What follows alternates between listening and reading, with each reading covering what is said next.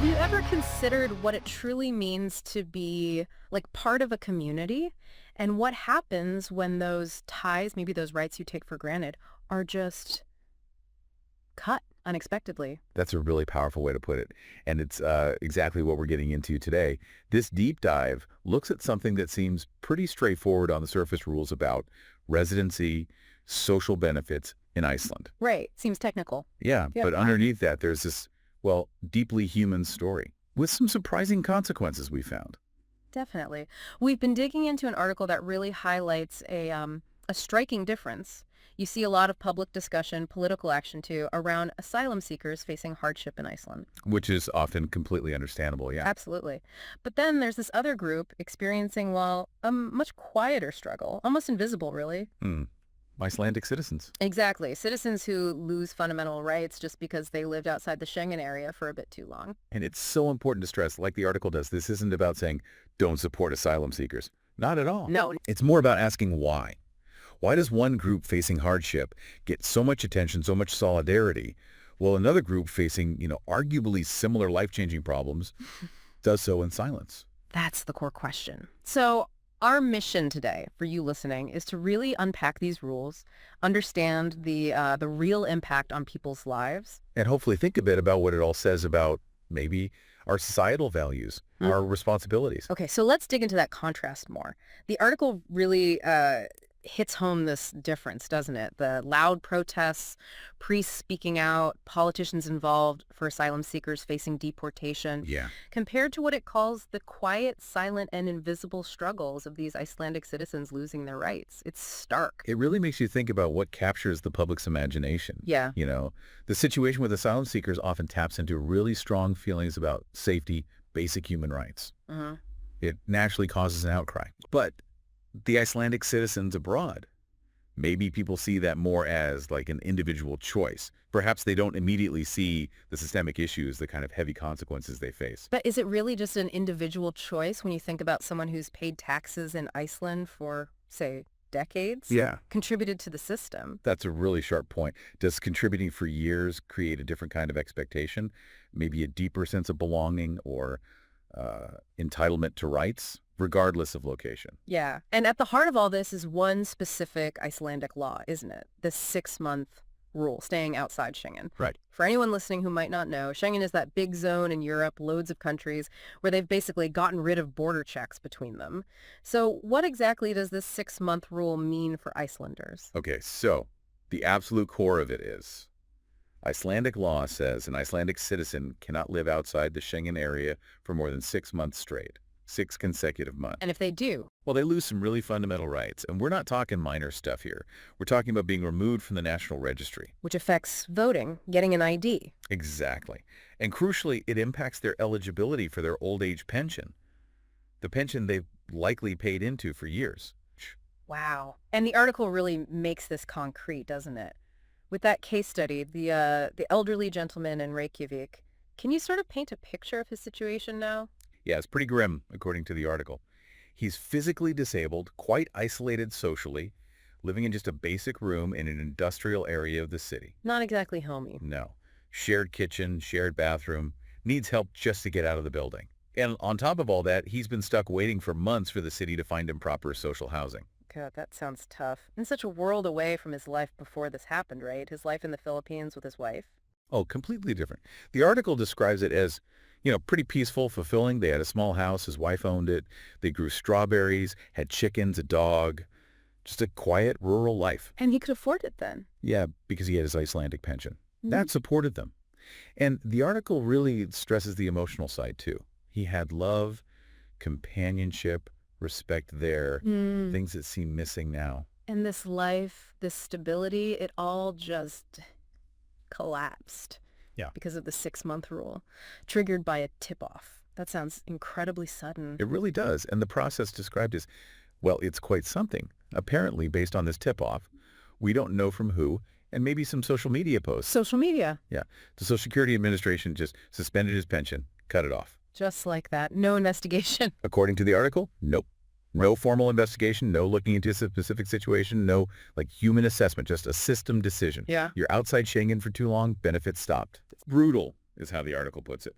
The consequences were immediate. Lost his income, obviously, had to leave his wife, his home, come back to Iceland.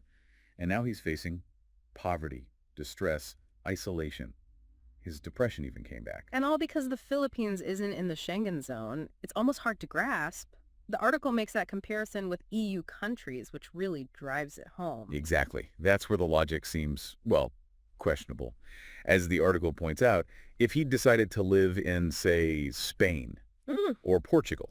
Both in the EU, but outside Schengen technically for some aspects, though part of the broader freedom of movement. Wait, I know Spain and Portugal are fully Schengen. Sorry. Right, they are fully Schengen. My mistake there, too. But the point holds for other places within the EU sphere generally, even if not Schengen specifically, depending on the context. The principle of freedom of movement applies differently. But let's stick to the article's comparison. Spain or Portugal, he could have lived there indefinitely, right? Yes, definitely. Within the EU Schengen framework, no problem with his pension. His rights would have been fine. But the Philippines, different story. It has nothing to do with safety there or stability or him doing anything wrong. It's purely about geography.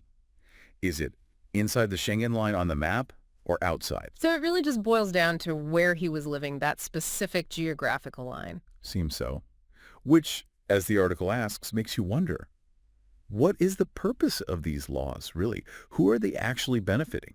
Is Icelandic society better off because of this? Good question.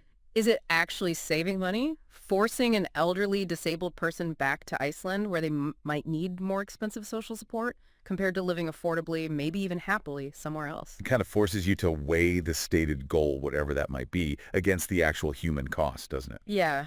And the silence around it is also quite striking. You don't see the protests, the media campaigns, the political debates for these people like you sometimes do for other social justice causes. It really highlights how some issues just catch fire in the public mind, become part of the conversation, while others just stay in the shadows. The article kind of suggests there might be a bias in our collective sense of what's unjust.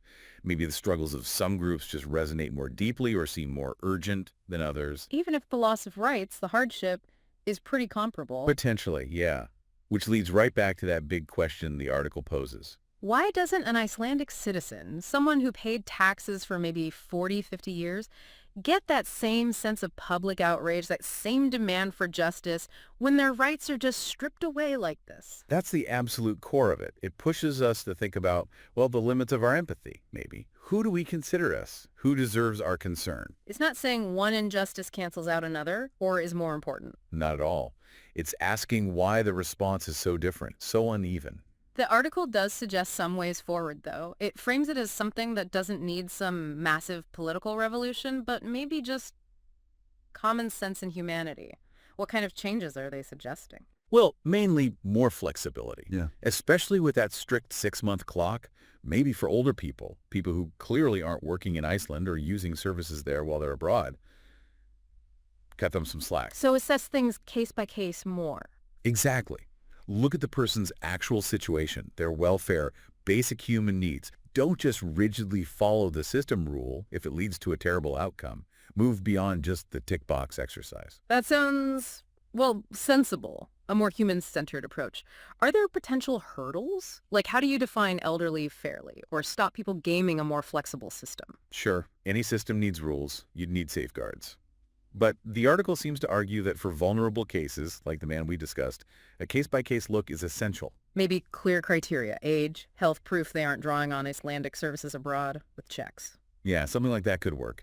The point is to allow for nuance, for humanity, within the rules. So the bottom line, the core argument we're getting from the article is, it's just illogical and fundamentally unfair to take away basic rights from people who've contributed for decades simply because they want to spend their later years with family, with loved ones, in a country that happens to be outside the specific European zone. Right. It feels like the system, maybe with good intentions originally, I don't know, has just become fixated on enforcing the rule itself. And lost sight of the people it's supposed to serve. Exactly. And ends up punishing people, not for doing anything wrong, but just for wanting, dignity and companionship in their final years, wherever that might be. Okay, so wrapping up our deep dive today. It's pretty clear, isn't it? These residency rules, which look simple on paper, have this really profound, often hidden impact on Icelandic citizens outside Schengen. That case study really brought it home. It shows how these systemic regulations, whatever their original logic, can create real hardship, real injustice. We wanted to understand the rules, the consequences, and think about those bigger questions of responsibility. And yeah, this article definitely gave us a lot to chew on. Which leaves a final thought maybe for you listening. How does society strike that balance between needing clear rules, which we do, and the very real human cost those rules can sometimes have? Yeah, and who's responsible for making sure these invisible struggles, the ones that don't make headlines, actually get seen, get addressed? And in a world where people move around so much more, Yeah. what does community even mean anymore? What do we owe each other as members of that community, even when some members live far away? Lots to think about there.